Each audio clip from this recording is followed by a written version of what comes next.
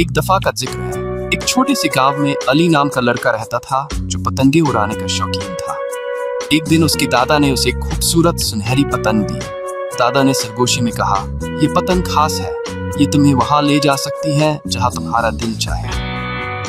अली खुशी खुशी पहाड़ी पर पहुंचा और पतंग उड़ाई। जैसे ही उसने डोर पकड़ी, पतंग चमकने लगी और बोली, अली तुम कहाँ जाना चाहते हो? अली ने लम्हे भर के लिए सोचा, मैं सितारों को करीब से देखना चाहता हूँ। पलक झपकते ही पतंग अली को आसमान में ले गई। वह बादलों और परिंदों के पास से गुजरता हुआ सितारों तक पहुंच गया। सितारे हीरे की तरह चमक रहे थे और एक सितारे ने अली को एक राज बताया, हमेशा अपने आप पर यकीन रखो और जादू तुम्हें खुद तलाश करेगा। जब अली वापस घर आया तो उसने अपनी पतंग को मजबूती से गले लगा लिया। उस दिन के बाद अली ने बड़े ख्वाब देखना शुरू कर दिए और इम्कानात के जादू पर यकीन कर लिया।